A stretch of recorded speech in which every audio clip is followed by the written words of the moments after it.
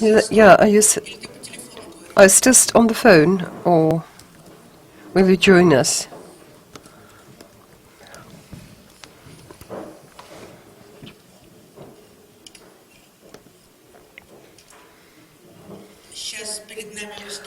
Now we shall listen to the presentation by the most modest expert of all.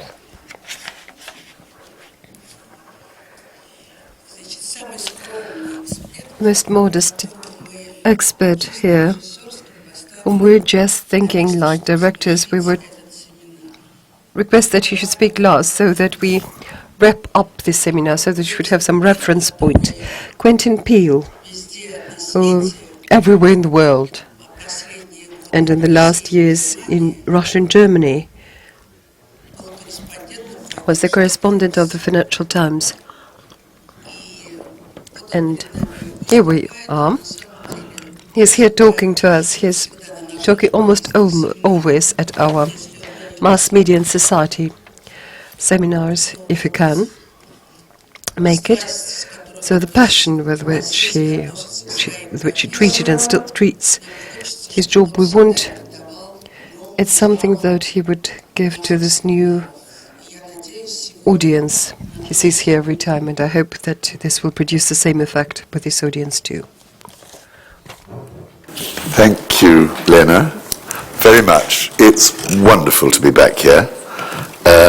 This is such an extraordinary room. I keep looking up at these strange lights and wondering whether they are sort of electrical bunches of grapes, or is it some sort of strange DNA structure?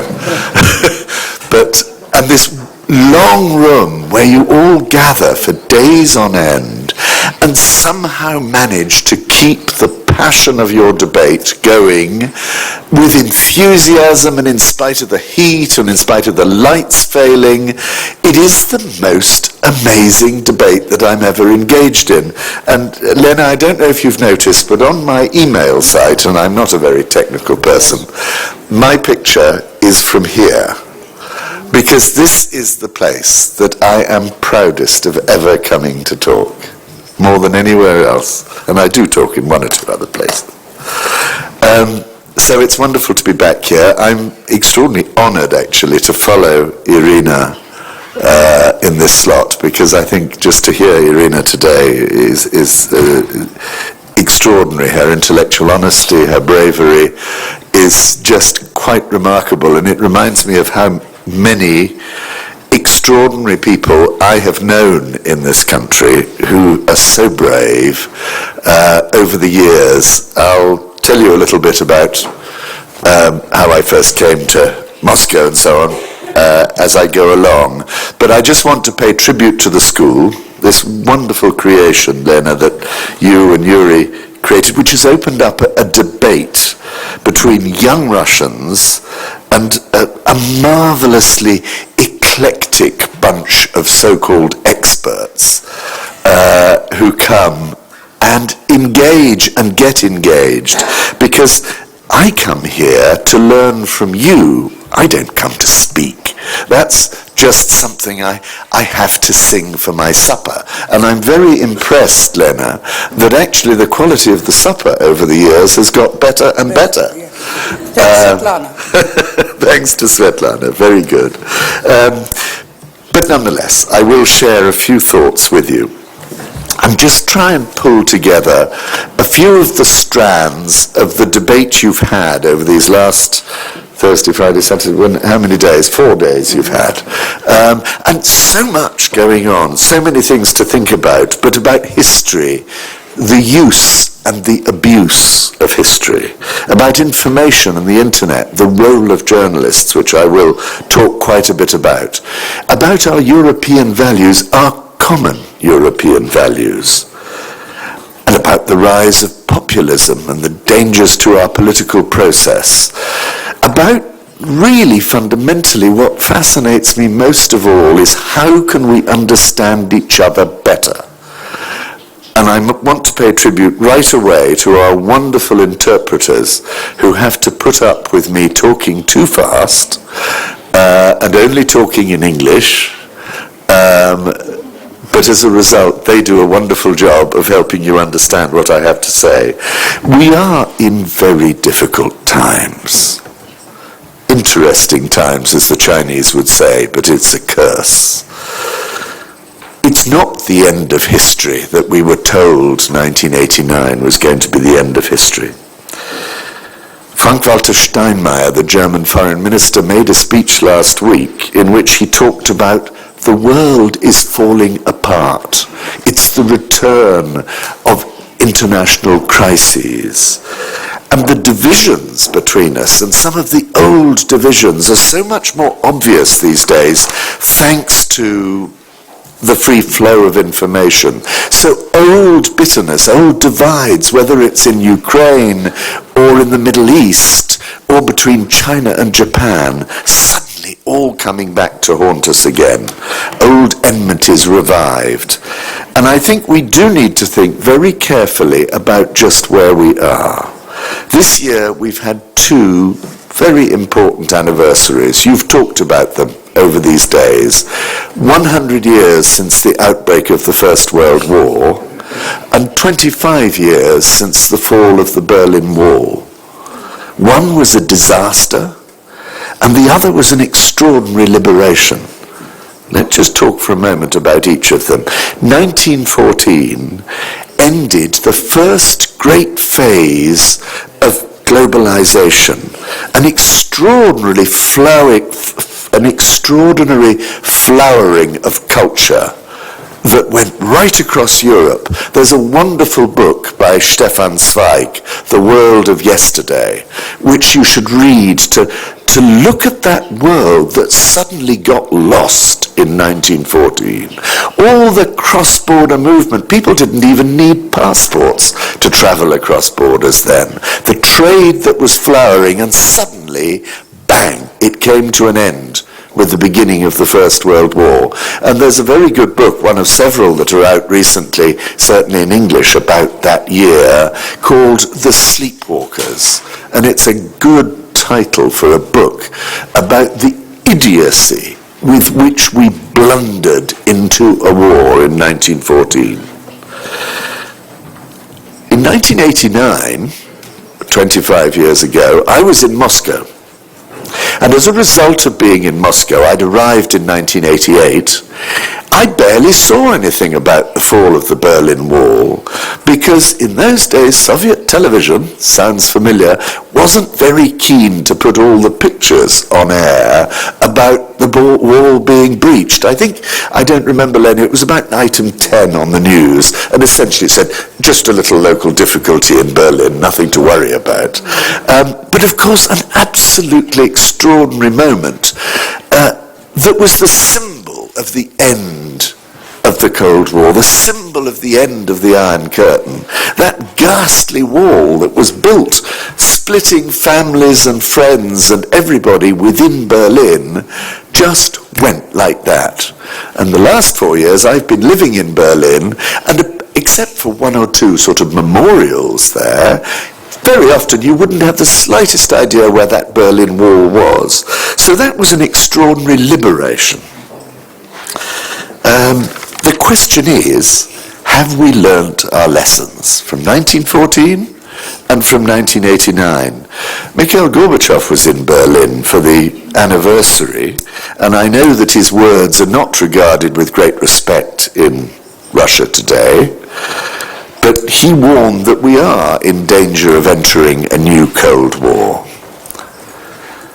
There is a great danger because there's a huge divide growing up in the narratives we use to describe our situation. What Robert Skidelsky was describing so clearly today, completely different stories to describe exactly the same thing. Well, I don't actually believe that we are in a new Cold War because it was very different. We didn't have the freedom to travel. There wasn't anything like the degree of communication that we have now.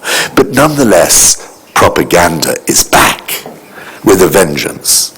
And what I want to say here today is this puts an enormous responsibility onto all of us, all of those of us who are journalists or anything to do with media and information, that it's our responsibility to make sure that we don't have our minds completely spun by propaganda on either side.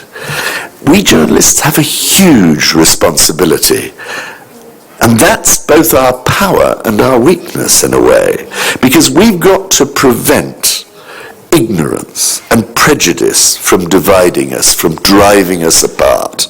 We've got to tell as much of the truth as we can about each other. We've got to make us understand each other and not drive down these different stories that actually are just intended to divide us. Let me tell you a little bit about what I see as my sort of journalism. I'm a dinosaur. I'm a very old-fashioned sort of journalist. Last year I was unable to come, Lena, to this wonderful event because I was actually having my farewell party in Berlin, and I had it in the Natural History Museum under an enormous skeleton of a dinosaur. I chose it very deliberately because I do represent a rather old-fashioned sort of journalist. But I would argue that the values of the journalism that I will describe, regardless of what the technology is, the values must remain the same. Those values have got to be striving to be as objective as possible. There is no such thing as absolute objectivity. There's no such thing as absolute truth. Journalism is a bit like making a jigsaw puzzle. Sometimes you only have one or two of the pieces, and you can't work out what the full picture is. And slowly you build up more pieces, and suddenly realize that all those bits of blue you've got weren't the sky, they were the sea. And the picture starts to emerge. But you've really got to work at your journalism to get the full picture. So we strive to do it. And we should be, above all else, open-minded. We should challenge ourselves. We should challenge our prejudices. We should challenge... I always say to young journalists, and I talk quite a lot to young journalists, I say the best stories of all are the ones that turn out the opposite way to the way you expected when you started to investigate. The easy stories are ones that are predictable and obvious. The difficult stories are the ones that say the opposite, that surprise you, that amaze you. Now, I've had enormous good fortune as a journalist to be what may be the last generation of foreign correspondents, travelling around the world to different countries. I was in Africa for 8 years. I was in Brussels covering the European Union. I came to Moscow for Perestroika, probably the most amazing period of my life. I was in Germany, in Bonn, then I went back to London, and then finally the last 4 years I've been in Berlin. There's a colleague of mine, Tom Friedman, on the New York Times, he says, to be a foreign correspondent is a bit like being a tourist with attitude. It's a very nice job to do. But in fact, I know that I've had an easy time, and I know the sort of journalism that many of you do is much tougher, much more difficult. I worked for the same newspaper for 38 years. My children can't believe that I stayed there that long, but I am the third Financial Times correspondent that you've had in this seminar, because Arkady Ostrovsky, although he's now with The Economist, is an FT man, and John Lloyd, my very close colleague and friend, was actually the man who brought Arkady to the FT. So all three of us are guilty of working for this newspaper. And the funny thing is that it almost by good luck, I found this newspaper that had correspondents all over the world, that was going to send me to do just the job I wanted.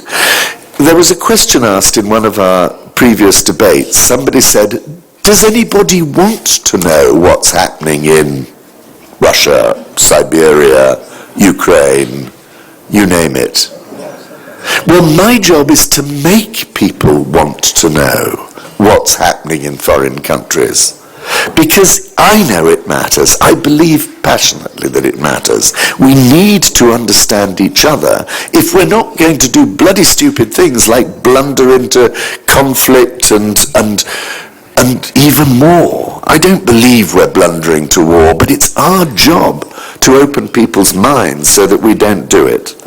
Now, if you take the two anniversaries I was talking about, 1914 and 1989, in between 75 years, which actually, like Arkady was almost saying yesterday, 75 lost years, 2 world wars, a great recession, the Russian Revolution, the rise of the Nazis in Germany, and then the great, what I would call the great era of ideological stagnation, the Cold War. And it was a war of mental stagnation, when everybody dug into their intellectual, ideological trenches and didn't try and understand each other. And that's what we've got to prevent ever happening again. Because it was so sterile, it was so boring. It was at least predictable. And the trouble with the interesting times we're living in today is that suddenly, once again, they're not predictable. Let me just step back and look at the period since I've been a journalist. 40 years, we've gone through amazing changes. I started in 1970, and the first big event was the oil price crisis, the invention of OPEC. Suddenly oil price goes through the roof. There was an enormous financial crisis in Western Europe, in America, as the oil price forced us up, but it brought everybody to suddenly realize that there was a shortage of natural resources. Things wouldn't be the same again. The second really major event, I think, we didn't really notice at the time. It was the opening of China, death of Mao Zedong, and the arrival of Deng Xiaoping. And suddenly China started to be a factor on the world stage. And the third thing, we didn't really notice at the time either, but by God it's caught up with us, and that was the launch of the internet. It's transformed our working lives. It's transformed our intellectual lives. And then there was the collapse of the USSR, the collapse of the Soviet Union. Another enormous event in 1989 with the end of the Cold War. And then maybe they don't sound so dramatic, but in Western Europe, in the European Union, we had, one, the launch of the single market and a single currency, and then the enlargement of the European Union.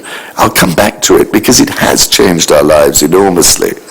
And then suddenly you get 9/11 and the rise of Muslim fundamentalism, the so-called, dreadful words, war on terror of George W. Bush. And finally, I think the dramatic events of the last 5 years, the financial bubble that we've been living in bursting, and a real financial crisis coming back to haunt us. Now, there's a dramatic series of changes over 40 years, which make our lives very difficult to predict, and actually make people feel a lot less secure. Things aren't the nice, predictable, boring world that it was during the Cold War. No wonder there's insecurity. No wonder people are going back into their national shells as a form of self-defensiveness. And I think that that would be a tremendous pity. But what's happening behind this all are some fundamental shifts. One, the decline of the West and the rise of the East. The Western world is slipping, and India and China above all are rising. In 30 years' time, the two great power centers of the world will be China and America. And the real danger that I want to put to us all today is that in between these two great powers will be two stagnant, demographically challenged areas of great culture if we're not careful. Europe, the European Union, and Russia.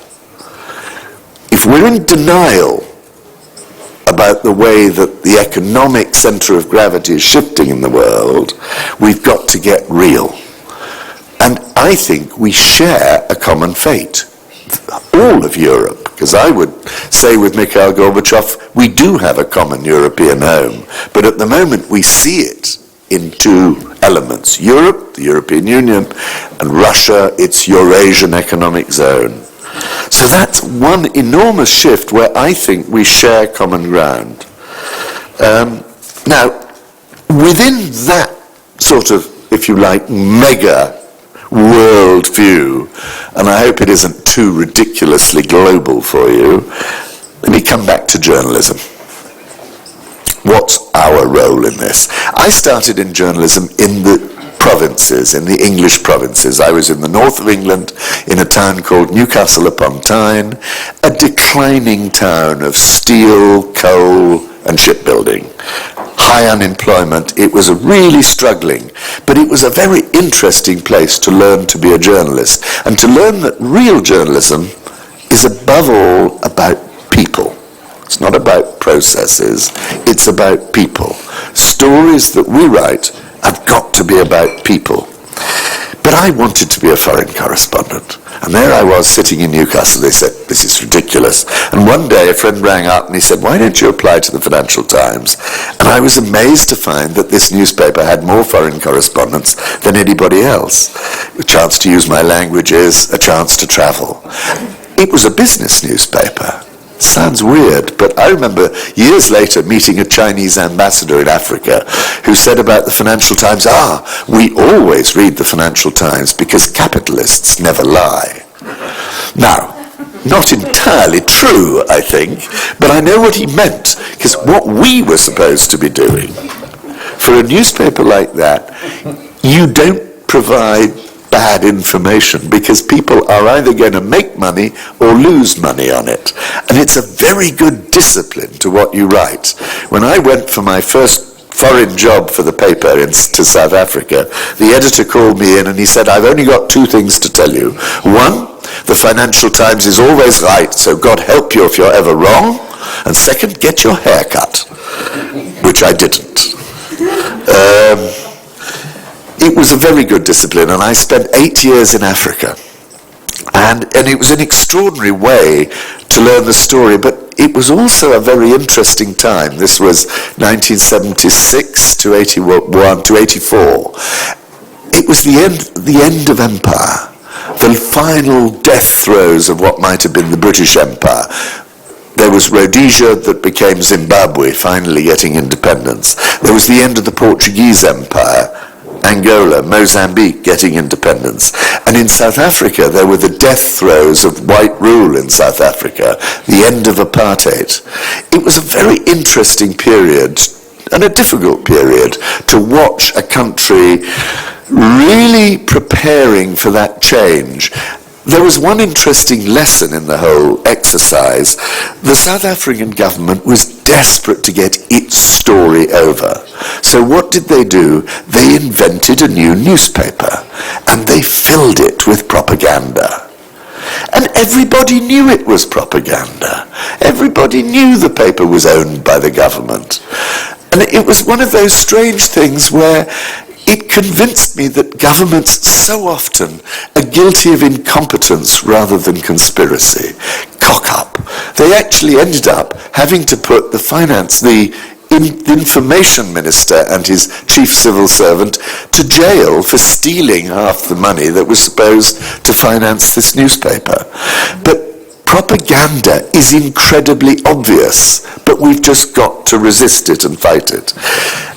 I'll quickly go through. I don't want to tell you too much of my personal life, but I just want to explain some of the lessons I learned out of journalism. After Africa, I went to Brussels. I went to cover the European Union for the Financial Times. And I found it the best political story I'd ever covered. In those days, there was 10, 12, and eventually 15 member states of the European Union. I was there when Spain and Portugal and Greece all joined. And it was so interesting as a political story because you had to not just understand the politics of one country, you had to understand the politics of 10 or 12 or 15 countries. You know, why were the Greeks being particularly bloody-minded about some law on trades union rights? Or why indeed were the British being, as they often were, bloody-minded about their budget contributions? You really had to know what was going on in all these different countries. And I loved the European story for that fascination. It really helped you to get under the skin of all the... You had to know when the elections were coming. You had to know not just who was the Prime Minister, but who was in opposition. And try and make that story intelligible to your readers so that they would understand, because after all, they were investing their money. They wanted to know where they were going to make money, where they were going to lose money. I always say, writing for the Financial Times, you're writing for two emotions, fear and greed. Fear of losing money or greed to make money. Very good discipline. And then suddenly one day, there I was sitting in Brussels in 1987, and I get a telephone call saying, would you like to go to Moscow? And I went home to my wife and she said, over my dead body. It looked very uncomfortable, but we knew that something extraordinary was just starting to happen in Russia. So we worked on it, and eventually I did 3 months of Russian, which you can understand was not enough. Я говорю плохо по-русски, я все забыл. But I came to Moscow at that moment, and while I know it was an extraordinarily difficult moment for many Russians, it was the most exciting story I've ever covered. And the key to that period was not actually the economic chaos of perestroika, which went to prove that you cannot take a planned economy and turn it into a market economy overnight. The most important thing was glasnost. It was the opening of information so that actually all the mistakes, all the stupidities of the old Soviet system were exposed so that we wouldn't go back. And in a way, the sadness to me today is that I think that principle of glasnost, that wonderful journalistic principle of openness, seems to have gone. I said perestroika was a disaster. People often say, what destroyed the Soviet Union? Was it Gorbachev destroyed the Soviet Union? Was it Yeltsin? Was it Ronald Reagan? Somebody even said, was it Helmut Kohl? The Soviet Union destroyed itself of its own contradictions. This was a country that had exhausted the possibilities of a very rigid, state-run, and fundamentally dishonest system. You remember what everybody used to say, we pretend to work and the state pretends to pay us. There was no value in money those days, there was no value in time. It was an extraordinary period, and when I arrived, I thought, my God, this country's falling apart. April 1988, you could see that the country was really rapidly falling apart. But one of my closest friends before I came said to me one thing. He said, never forget that empires fall apart slowly. And I remember ringing him up in 1988 and saying, I don't think you're right, this place is falling apart very quickly. But today, I suddenly realized that he may have been right. Because I think today, and I'll come back to the question, I think today, the Russian Empire, and it's the Russian Empire, is still actually coming to terms with its decline. Finally, I went from Russia to Germany, and that has been an absolutely extraordinary experience because, and a very difficult experience for a Brit going to Germany, as it would be for a Russian going to Germany, because you are faced with the reality that we won the war and they've won the peace. Germany today is this extraordinarily wealthy and comfortable country. It's actually now the most influential country in Europe. Angela Merkel is the European leader who the Chinese most want to talk to, just as she is the person that President Obama most wants to talk to. It's an economic success story, and actually, because of its history, it's also a social and cultural success story. I find it one of the most civilized countries I've ever lived in. Why? Because they've come to terms with their history in a way that is really important. I mean, one of the ways in which Germany is very civilized is their passionate defense of data privacy, of the right to keep your data secret. And it's causing big problems for Germany today in its relations with America, thanks to what John was talking about on Thursday, the whole Snowden affair. There's a real difficulty in the German-American relationship now, because America, and Britain too, soak up all this private information. And in Germany they say, hang on, we remember the Gestapo used to do that. The Stasi used to do that. We don't want it to happen again. And they are passionate in stopping their data being collected. You go around Berlin today and you'll see very few CCTV cameras. You go around London today and every single crossroads has got about 8 CCTV cameras recording your every movement. It's a very civilized aspect of life in Germany. It's also rather a funny aspect, because while Germans are passionate about their data privacy, as many of you may know, they're extraordinarily casual about their physical and bodily privacy. Germans love taking their clothes off. And I used to watch out of my window in Berlin across the street. Nobody has any curtains any longer.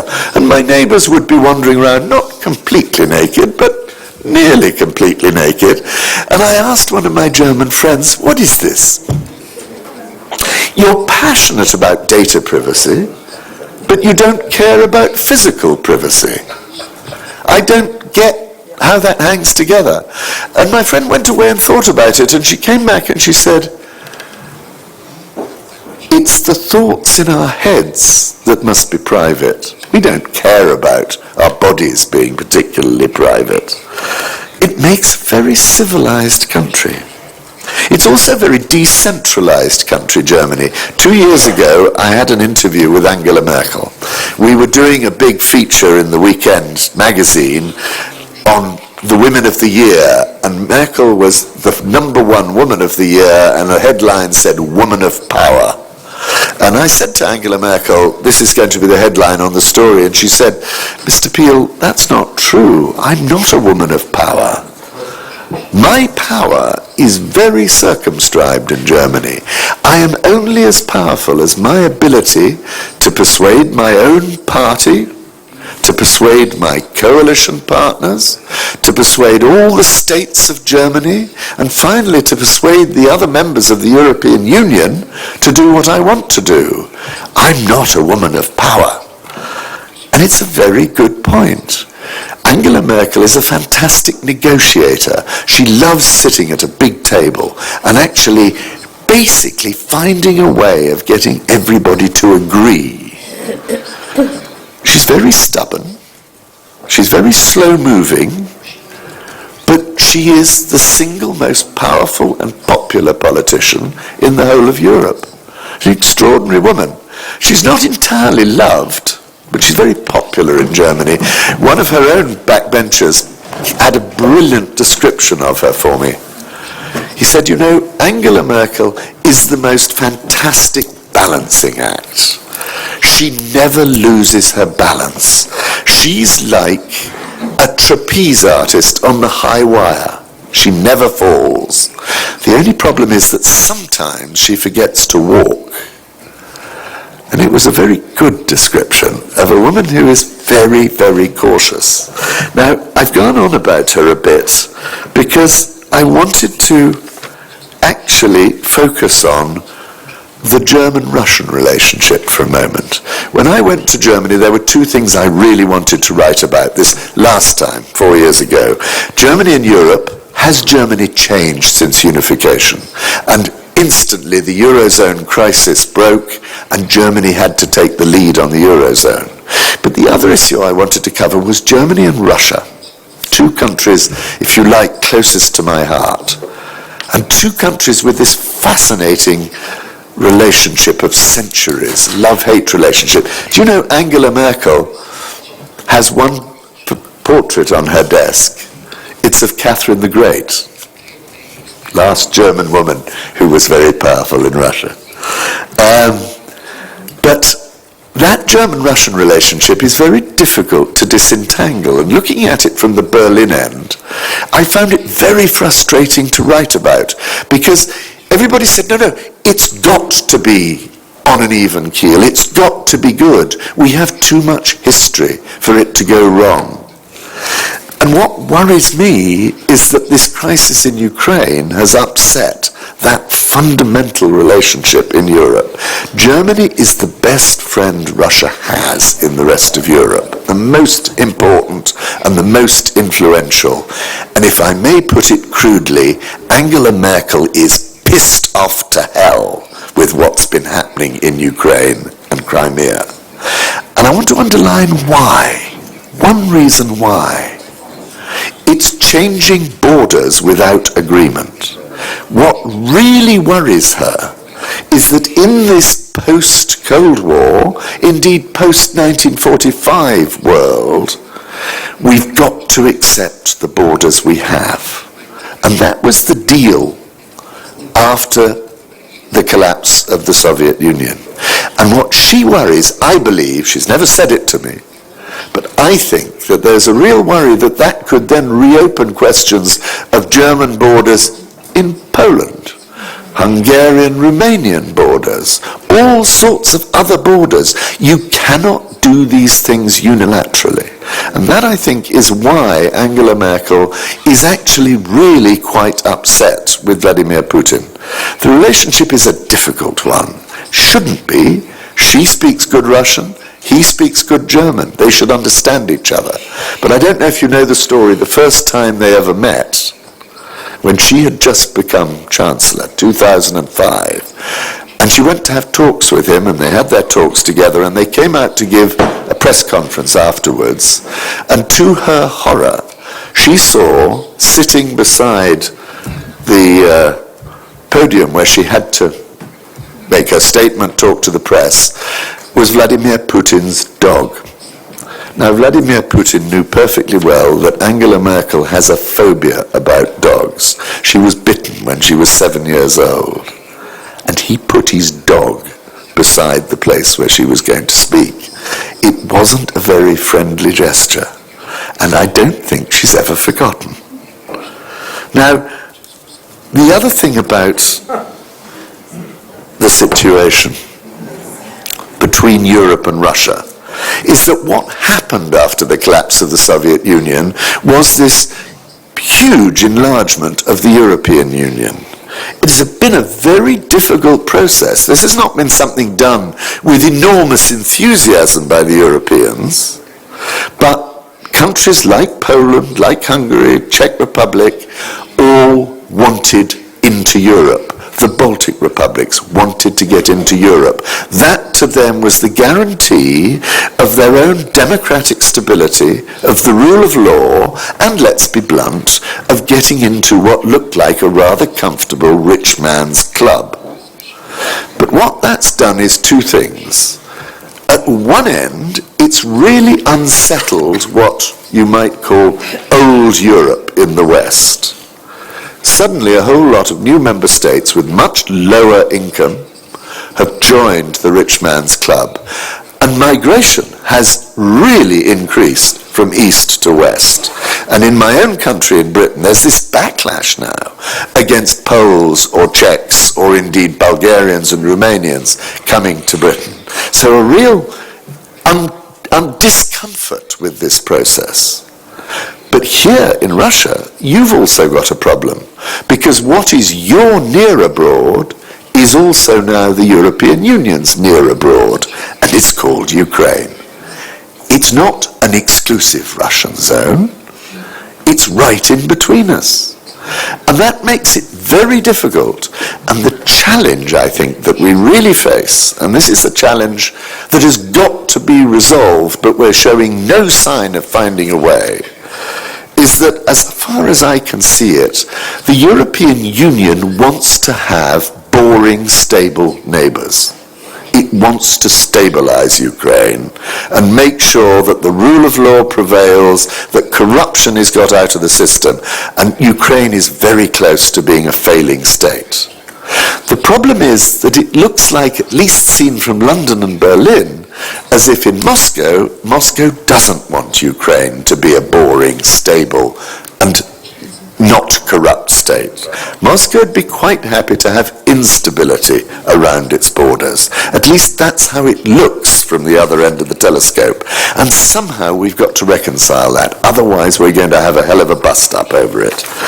Now, the one other thing I wanted to come back to, and then I must wrap up, is this idea of empires. Empires collapsing slowly. Because it's very close to my heart. The Brits had quite a big empire, different sort of empire to the Russian Empire. It wasn't a land empire, it was a sea empire, as we've heard. But nonetheless, it was a huge empire. And after the Second World War, it went in 20 years. My father and my grandfather were both what we used to call colonial servants. They ran the empire. And my father realized that it was going very quickly, and he quit as fast as he could. But the Brits are still coming to terms with the fact they don't have an empire any longer. And when it was Hugo earlier today was asked, do you see Russia as part of Europe? Hugo's answer was no, but I don't see Britain as part of Europe either. Guess what? These two old empires find it very difficult to see themselves as part of a coherent European space. And I think that the lessons we both need to learn, but you're at a much earlier stage of the process, if you like, than the Brits. At least we've now had about 50 years to get used to the idea, and we're still finding it difficult. But Russia's only had 20 years to get used to the idea of it no longer being an empire. And that's very difficult. So I think I should just wrap up, and I would wrap up with just a few lessons that I've learnt as a journalist from this wonderful life as what I described as a tourist with attitude. I've lost a page. That's a bit sad. Here we go. I haven't. See, there really is a coherence to what I'm saying, but it's just all rather badly scribbled here. One, it's a fantastic privilege and an enormous responsibility being a journalist. The power we have today is extraordinary. I know that there was a talk earlier this week about what's the point of being a journalist if we have no power. The political debate today, certainly in Britain, France, Germany, is overwhelmingly in the media and not in the parliament. It's the media debate that drives the parliamentary debate very often. Now, our politicians can be kicked out of office. Our politicians, I say, can be kicked out of office. They can lose power if they do the wrong thing. Journalists can't. They can be sacked, they can lose money, but actually they don't get voted out of office, even though they have a lot of power in the political debate. So we have enormous responsibility. The second thing I would say, and I said it earlier, is I've had it very easy. I don't know how tough it can be when you don't know who's running your newspaper, telling you what to write, running the television station, the pressures that you're under here. I've had a very easy time working for a newspaper like the FT. The third element is this explosion of information that we're seeing, this transformation of the information world, because I'm convinced that it makes our job of selecting and analysing what's important even more important than it was when we only had print papers or indeed television. My fourth point is, I think, the most important point I want to make tonight, and that is that journalism that surprises you, journalism that challenges your prejudices, is the best journalism. The worst sort of journalism is the journalism that panders to prejudice, the journalism that reinforces people's narrow ideas of the world. That is propaganda. But I regret to say it's probably 80% of the journalism you see in the world today. We need journalism to challenge our assumptions. My fifth thought is that governments are more often incompetent than they are competent and clever. Never lose sight of the fact that cock-up is more frequent than conspiracy. I know you love conspiracies in Russia, but I can tell you that cock-up is usually what's happened. The sixth is that revolutions can be very painful and very unpredictable. I think that the Western media in particular made a huge mistake in the last 3 years or so with the Arab Spring, thinking, this is a wonderful revolution, whereas in fact it's upset a huge amount of the old order and liberated a lot of forces that will take a great deal of time to get under control. But I saw it here in the whole perestroika period. That was a revolution. And the truth is you're still going through it. And it's very painful. And it requires people to get used in their heads to a new order, to really change the psychology. When I left Moscow in 1991, I wrote, it's going to take 2 generations for Russia to become what I don't know what it means, to be honest, but a normal country. It'll take a long time to actually really come to terms with being just another country, whether it's a non-Soviet country or perhaps a non-imperial country. And the final thought, which I've already explored, that empires die slowly. I want to leave you with a thought from my Irish wife. I'm an Englishman, and I'm married to an Irish woman. And she has a little saying, which I always like to remember, and some of you will have heard me say it before. It is, the English never remember, and the Irish never forget. And I think it's a very good motto to think of here in Russia. Put it this way, the Russians never remember, and the Georgians never forget, or the Latvians never forget, or you name it. There'll be lots of little countries that have memories that they don't forget. And we see it today in Ukraine. Because in Ukraine there are 2 totally different narratives. The Russian narrative is the Great Patriotic War narrative. And the Ukrainian narrative is the devastating famine narrative. And those 2 are very different narratives. I went round the Lavra in Kiev about a month ago, and I was really struck by this place of enormous religious devotion, by how actually both sides in Ukraine are fighting for the same story. Is it the foundation of Russia or the foundation of Ukraine? Whose church is it? Well, actually, it's both. Everybody's church. Europe is everybody's continent. We do share our common values, and we journalists do have the same fundamental values. I'm convinced that the values that I've tried to pursue in my journalism, of objectivity, of an attempt at seeking out the truth, are exactly the same values you need. So we're in the same game, and all we have to believe in is ourselves. And I'll finish there.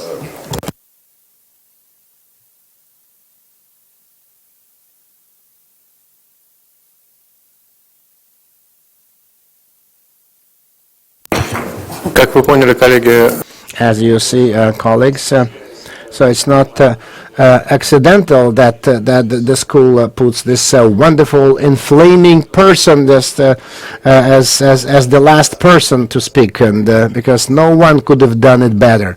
So no one could have inflamed the people better. No one could have moved the people better than our last speaker. That's why he's the last to speak. That's the reason why. So let's join in discussion, ask questions. So let's start with Ukraine, which never forgets. Thank you. My name is Vera Andriuki. I'm from Kiev. I have 2 questions. First question, now in Ukraine, so very fashionable journalists, politicians, journalists, social orientation. So is it possible this kind of journalism, or journalists should be objective, so looking for truth and be not to be engaged, or there can be different factions of journalism? So where would you want to work in Ukraine for a while? That's the second question. I remember just after the Orange Revolution, I went with to a seminar of the school in Tumen, and I gave a talk to young journalists in Tumen. You're from Tumen, aren't you? And I talked in my woolly way about journalism, independent journalism and so on, and afterwards several of the students came out and said, we want to be journalists like that. I said, okay, what are you going to do about it? They said, we're going to Ukraine. It was just after the Orange Revolution, and they saw this as an ideal. To be honest, I think that's why Vladimir Putin is really worried about what's happening in Ukraine. It's nothing to do with NATO. It's to do with the fact that Ukraine might set an example which could be quite destabilizing here. Now, but to answer your first question, look, I believe the American system is a very good system where they have a very clear line between reporting journalism and opinion. And what worries me about the internet is that it's blurring this line. It's what I call the blogification of information, that actually personal opinion is starting to get much more mixed in. I think that personal opinion has its place, but it's not reporting. And that's why I say I'm a dinosaur. I belong to a world where I believe that first you find out the facts, and then you decide what you think about them. But if you decide what you think before you find out the facts, then you're just a propagandist. Так. Лена, пожалуйста. Елена Рукавишникова, Москва, выпускница 2007 года. 2007, Mr. Phil. So I have the honor, and I'm so happy just to be present at your sessions. Eight years running, and every year I see that you prepare and you write your speeches. You prepare your speeches like that. So you've been in this journalism area for several decades, and in your professional principles and standards, is there something immutable as the things that you write in hand? So are there any immutable, etched in stone things that you never forget and never forgo? That's very difficult. Nothing is immutable. But you just have to strive. What is a journalist? A journalist is an intermediary. A journalist is not the dictator of fact or anything. The journalist is somebody who finds the sources who've got the information. So the most important thing about a journalist is actually identifying the people, like Irina's father, who was one of my sources when I was correspondent in Moscow, who actually are really good analysts, who know the facts, who've analyzed the situation. And you very quickly realize who's good and who's useless. And you discard the useless ones. And then you go back, but you are no more than the intermediary between good information and publication. And if you as a journalist think you are more than that, then you're slipping into this area of certainly opinion and maybe even propaganda. So we need that sort. I mean, at the Financial Times, every day there are two big conferences. There's the news conference and there's the leader conference. And the news conference decides what are the big stories of the day, and sometimes the leader conference, it's a completely different list, because they're the stories on which we feel we must have an opinion. And I would say, hang on, if we haven't even reported it in the paper as fact, we shouldn't actually publish an opinion first. So first we go back, put it on the front page, and then we should have an opinion. I didn't always win, but nonetheless, that was that. Okay, any other thing that would be a real touchstone of, so it's humility, I think. It's humility. Realize the lack of your own information, and then keep looking for that information until you feel the jigsaw puzzle is starting to emerge. I think I better leave it there for now. I'll think of other things. I'll tell you afterwards over a beer. Так, Кристина, пожалуйста. Christian. Kristina Barfko-Tymень. So you have an extensive experience in journalism. I wanted to ask you this: journalism. So it's so worked out as in Russia, and it's not propaganda, but there is only one point of view that is translated by all the media. So only one view. And then it looks like propaganda. So what happens to the level of professionalism of a journalist when 80% of different sources of information have to talk about the same viewpoint? Does it disintegrate the journalist's professionalism? I'm both listening to the translation and thinking. It's very, very difficult. And I think in systems, in places and times where propaganda has become overwhelming, there were always ways of trying to, at least, if you understand the word, tweak the info, so that you could get a little more of the truth into the story. But it's very difficult, I think, in Russia today, where in the provinces in Russia today, as I understand it, most media are controlled by the administratia, or by an oligarch who's probably loyal to the administratia, or by the party of power, whoever it may be. It's very difficult to break out. Now, the truth is that in our system too, there are newspapers which have, most newspapers have a very strong agenda. I mean, the most successful, commercially successful newspaper in Britain at the moment is a paper called the Daily Mail. And the Daily Mail has a brilliant instinct for the prejudices of its readers. They're anti-immigrant, they're right-wing, they're quite nationalist, they're anti-Europe deeply, and the paper publishes endless stories pandering to that prejudice. It is known in the trade as the Daily Paranoia. However, it sells fantastically well. And of course, if you want to judge what makes propaganda successful, the most successful propaganda is not propaganda that counters what people believe, it reinforces what people believe. It cleverly reinforces it. And at the end of the day, the job of a journalist is to keep desperately trying to get out news that will in some way counterbalance that propaganda story. Because it is, we will make bloody stupid decisions if all we have to believe is propaganda. The propaganda that we see today is war propaganda. This is the propaganda of people fighting a war, and it's propaganda on both sides. Юрий, прошу. Yuri Labunov from Bryansk. Thank you very much. Thank you, Quentin, about your story of the profession. Had I not been a journalist, I would have become a journalist after this presentation.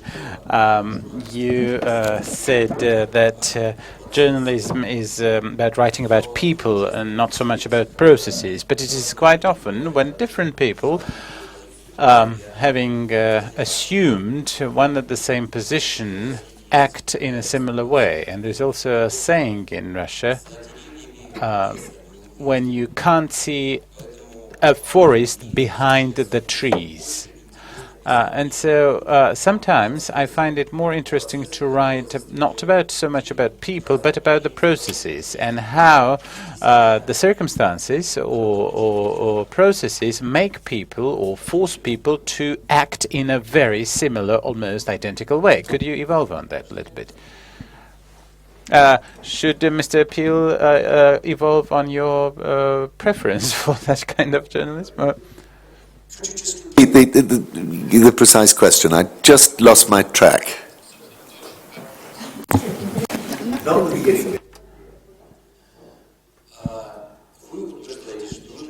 You said that one should write about people and not processes.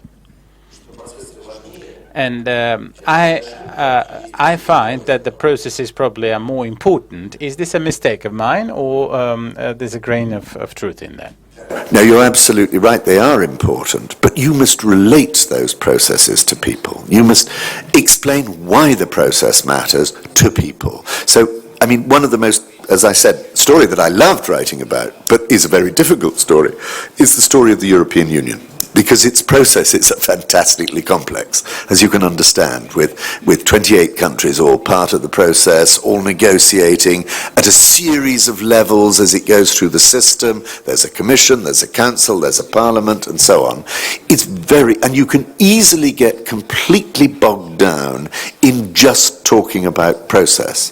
Every time you need to cut away the story about process to end result. What's coming, what is the, if you like, what's the fundamental debate inside the story and why you need to explain that process? And I think we're not very good at it sometimes. It's actually very challenging to do. One of the very interesting institutions in Europe today is the European Parliament. The European Parliament is regarded in Britain as a complete waste of time. It's actually very important. It makes a big difference to legislation, more and more all the time. We need to pay attention to it, but we don't, because we don't regard it as a national parliament that makes sense. We can't understand it. And so it is very important to explain the process, but to always remind people that it's about them we're talking about. So do you see the connection? I think that is important. I think if we just write about process, you'll just lose everybody. Евгений, прошу. Thank you very much. Yes, I think this is a most inspiring presentation, and I think this is most timely. Thank you so much, Quentin. I can't help telling you. I will try to be very humorous, very brief in my humorous story, but I hope that it might help if I tell it. We had a debate with one of the very wise alumni of this school, and I was asked not to over-dramatize and not to despair and not to become despondent. However, it was very difficult for me to continue, following what is happening. In the Kommersant newspaper, I came across an article which said that 50% or about 50% of the people in Russia agree that the press must distort information in the national interest. Yet another 25% believe that this might happen sometime. So 3/4 of the Russians believe that press may distort the reality for the benefit of the national interests. The help came from England. I was in the metro and I saw a young girl who was which said, "Stay calm and keep going." This little motto on her iPhone, and I went. I went and looked it up on the web and understood that this is the motto that the British government put forward for the time when if the Germans occupy the country. Stay calm and keep going. This is the most important thing. Even if there are idiots around us, or if there are people who believe that they agree to be lied to. If I feel that and I over-dramatize this, of course, I'm just trying to put up a metaphor. I'm trying to tell myself, stay calm and keep going. This will pass. Please, could you please advise as to how I could persuade the people who might say that the press should distort the reality in the national interest? Is there an argument you could quote? Can you imagine? Can you imagine could you imagine that if the lady that you saw on the metro train was reading Daily Mail, it might have been very well the case? No circumstances under which the press should distort the information for the national interest. Hang on, should I want to think about that. And we have things in Britain called D-notices, which actually stop the media writing about something that might be considered incredibly sensitive from a security point of view. That's to say, exposing the fact that the police have almost caught a potential terrorist gang and therefore might allow the terrorist gang to escape, or some sort of quite immediate issue like that. But there's a grey line as to what should or shouldn't be done. Now, this was John's debate on Thursday, you know, where do you actually go, how far do you go in exposing matters of state that can justifiably be kept secret? And John raised the question, I think, there was stuff in the WikiLeaks documents that potentially exposed, for example, an American source in Iran who was a businessman who I've forgotten if he in fact did end up getting killed, but he could have been killed because he was revealed. And it's very difficult, I think, and I think you have to judge your instincts. But hey, how many times might it be that actually the real reason that the state might want information suppressed or distorted was actually for corrupt purposes? I do not reveal that somebody's going to get a big advantage out of a particular project or something like this.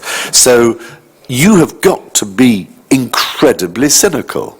I mean, what do they say about journalists needs to have rat-like cunning and endless inquisitiveness. Always ask why. Why am I being given this piece of information? What's behind it? Is there an ulterior motive? Quite apart from, is it true or is it accurate? How can I double check it? And it's very difficult. This is all a huge challenge. Again, John was talking about investigative journalism. I've never been any good at investigative journalism. I'm hopeless like that. Maybe I'm too naive. I do tend to believe people, but I'm also a bit of a coward. I don't really want to go and meet incredibly nasty people who might end up, bumping me off or at least maiming me or something. So I think you've got to be very, very brave to pursue that sort of journalism. But the instinct is, now, you also put your finger on a fact that it appears that our readers and viewers are very cynical about what we're doing. And that's not just true here in Russia, because I think what Hugo was saying suggests that actually people think the press are all part of the establishment these days. So we've all got a problem. Now, my children are all getting 95% of their information off the internet. Do they feel that that's better information? I think they know that it's very variable information. The really scary thing about the internet is that it's both an enormous benefit, there's enormous amount of research and helpful information out there that you can find, and that people who want to suppress it find it difficult to suppress. But at the same time, it's wide open for propaganda purposes. And so it's an enormous benefit and an enormous danger at the same time. I think that in journalism, we've got to create a much clearer professionalization of our trade. I think we should have professional qualifications. We should therefore be in a position where if somebody breaks the rules, they could in a way be struck off if they're using information. I mean, we have a very strict rule at the Financial Times. You shall never use information you get for the newspaper for your personal benefit. You know that somebody's going to announce tomorrow they've got a big plan to build a new factory. You don't go out and buy the shares. If you do, instant dismissal. That's the rule. You're out. No second chances, nothing. You do not do it. That is not the rule on most other newspapers in Fleet Street and so on. So it isn't a clear answer to you, I don't think, but I would say that 95% of the time there is no good reason to distort the news for the national interest. National interest is not important enough.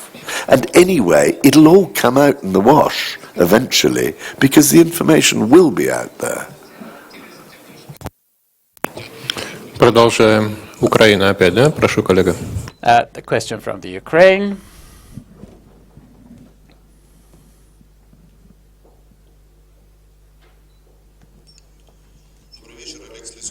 Oleg Slisko from Poltava, the Ukraine.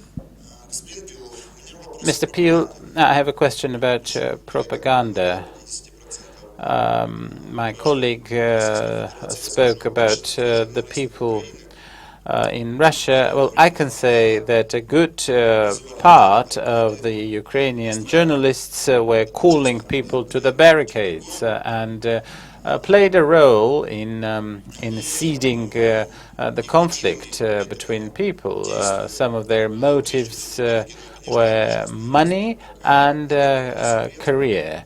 And it is well known that one sensational material during the Maidan could well become a path to the fame. And we have more than one example of such careers.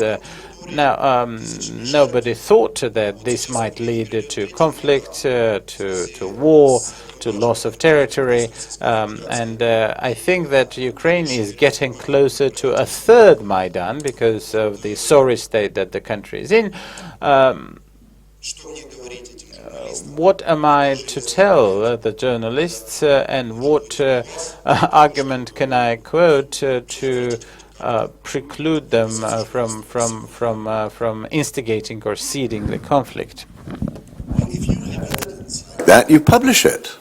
You say who's paying money, who took money, but I think I heard Robert Skidelsky answer, was it some similar question earlier, and saying people won't go and do something that they don't want to do, but if there is evidence that money's changing hands to get demonstrators on the streets, fine, publish it.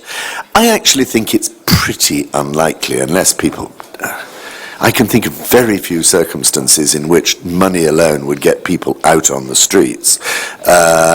In those circumstances, all that I heard about the Maidan was that there was a significant degree of spontaneity about the demonstrations, and then Yanukovych hugely overreacted, drunk at 3 o'clock in the morning, ordering in the police, which then escalated the whole thing, so that instead of just a bunch of idealistic young people, probably pretty much like the idealistic young people round this table, their parents came out and said, shit, we don't want any more of this guy.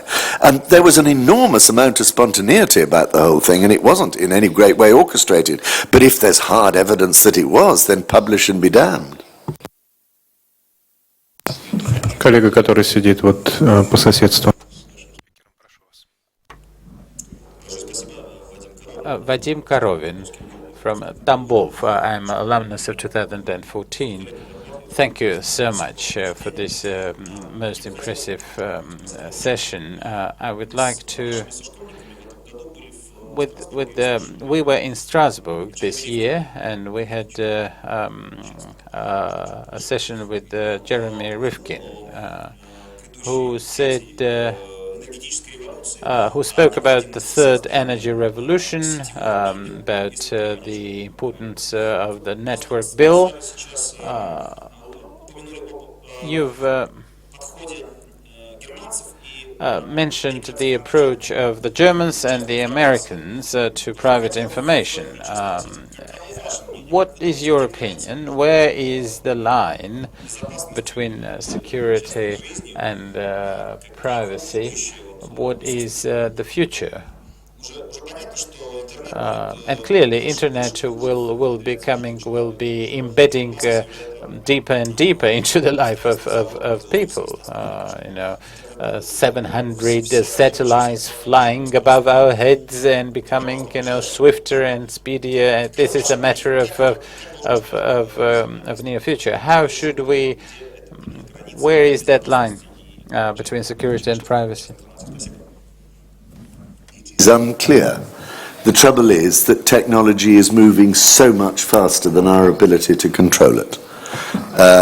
And it is understandable that the intelligence agencies in the world will get away with everything they can in order to collect information. And the technology is there. I don't understand 99% of the ways in which they can gather information. But I just assume most of my life that actually I'm wide open.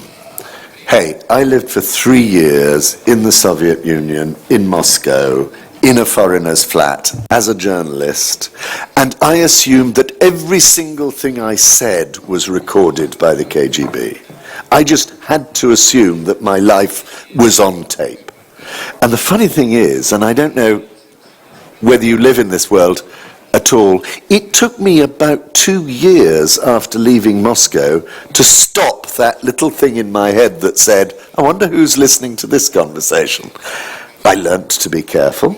Everybody learnt to be careful. I do not say things and do things on the internet that I think would be usually endangering the other person. I mean, I don't care about myself, but if I'm endangering somebody else, I won't say it or do it. I think that people are only discovering very slowly how incredibly dangerous some of our new technologies are in terms of just destroying their reputations. Again, the debate you had earlier today about Twitter and so on, about politicians or whoever it may be making stupid mistakes by saying silly things. You've got to realize that I can say something foolish here, and on the whole it's going to get forgotten. Will you wipe that tape, please? But if I put it online, it stays there, and people reread it and look again. And so technology is ahead of us. We're always running to keep up, and I think it does frighten me a bit that we are so wide open. But I think, therefore, I have every sympathy with the German debate that says, wherever we can, let us try to actually restrict the degree to which we spy on each other. And let's instinctively err on the side of not doing it, because the abuse of the system, and the Germans, of course, discovered this in extraordinary detail when they exposed all the files of the Stasi secret police in East Germany. You know, miles and miles and miles of absurd files, of absurd details, and of friends betraying their friends, their family, and everybody else in silly little details most of the time. One of the things I enjoyed in Moscow was that most of the conversation in my apartment was actually us trying to get our daughter to perform on her potty. And that must have been very interesting information to read for hours on end. On the whole, if I had anything more sensitive to say, I would go outside.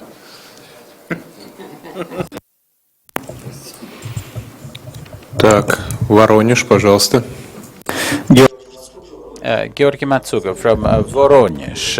Mr. Peel, over the past year, and especially in relation to the Ukrainian events, I have often met among the civic activists such a selective empathy, something that I might call selective empathy. When a civic activist or a human rights activist might sympathize with those who die in the Maidan in Kiev, but on the other hand does not to be in any way sympathetic with the victims of, say, of the Odessa murder on the 2nd of May. I started to compile the white list of those activists who, in my view, has never been noted with this kind of selective empathy. But I do not have so many. I have several dozens of acquaintances. But this selective, Amnesty International. I'm very content with how they behaved. The Voronezh human rights activist, Mr. Makarov, and I've just started compiling this white list. But tell me, please, what needs to be done to enter as many people into this into this white list? The bad guys. Да, хорошие. That's right. These are the guys who are not in any way exhibiting what he called selective empathy. Truth is, I think your readers or viewers or whoever the consumers of information are probably going to show a degree of selective empathy. Those are the prejudices that exist out there already. The job of journalism is to try not to demonstrate that selective empathy. This is a rather nice phrase. I think Jeremy Rifkin could use a phrase like selective empathy. He likes things like that. Hey, everybody has prejudices and people play to that. When you've got effectively a war going on, and I think that is the case, an undeclared war is going on in Ukraine, people take sides in extreme circumstances, and it is very important to try to be even-handed in one's reporting of that. And I hope that some of us still can. But it's perfectly clear that quite a lot of the reporting isn't that even-handed. We fall so quickly. This is why I asked the question, have we learnt the lessons of 1989? Have we learnt the lessons of 1914? In a way, the speed with which we've allowed our prejudices about each other to suddenly pop back again is quite depressing. Having said which, I think there are very clear transgressions that are being, and when one sees that actually information is just being quite blatantly distorted. But take the shooting down of the airliner. That was obviously a huge tragedy and disaster. But who has actually helped try to clear up the evidence and information for the investigators, for the Dutch and the Australians and the Malays who lost people in the crash, who have no interest whatsoever in doing anything except finding out who bloody well did it, not in actually saying, we want to find out one side did it and not the other one. And they were prevented from getting near the plane and the crash site and everything. So huge problems there. But how do you draw up I don't know. To be honest, I'm not sure that the exercise you're engaged in is terribly helpful. But we've just got to try harder.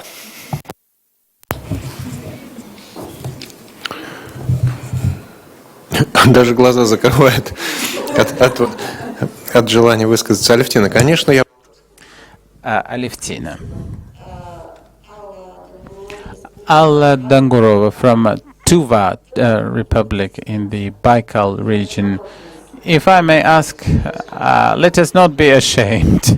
Well, no problem. If your question is out of all limits, I'll just switch off your mics. No, the empires die slowly, and when will our empire dissolve? Everybody is waiting for an answer to this question.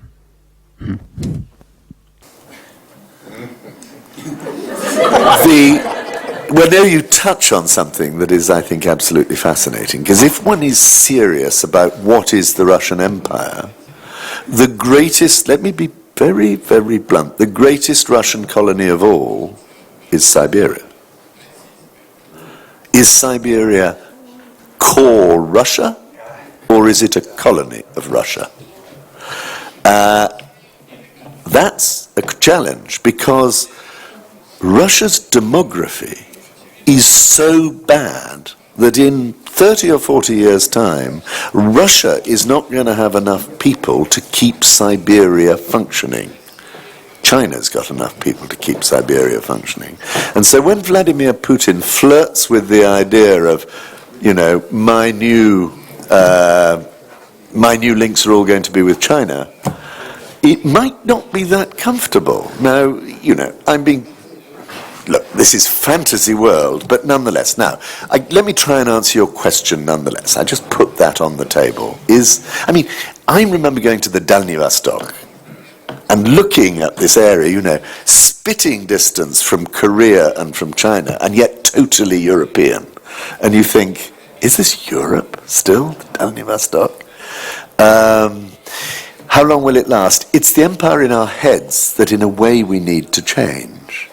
If the British should change their mentality about Ireland, or indeed Scotland, maybe the Union would last longer than if the Irish wanted out.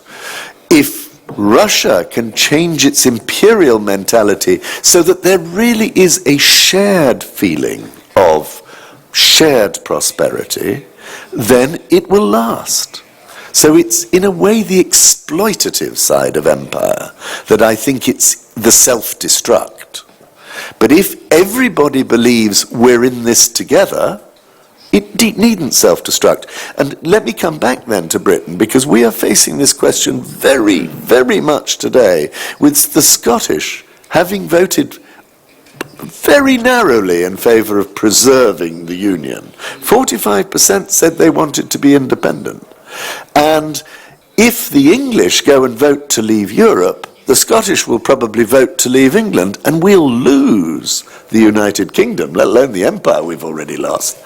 People can cock things up very quickly, and I think that's what we're seeing, a real tension there. So we're not just talking about Russia, we're talking about Britain. Коллеги, время наше просто истекло. Dear colleagues, the time for this session is almost exhausted, and there will be no more questions. But Quentin Peel, whom I respect and whose friendship I cherish, is a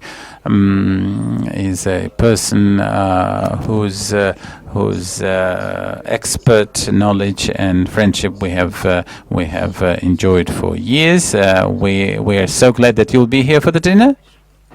Thank you very much. Of course, yes. I suppose. Одним словом, вы сможете пообщаться. Тут есть еще.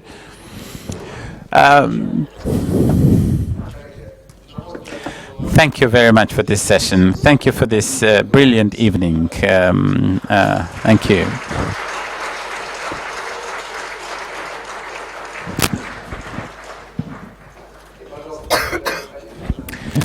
We shall now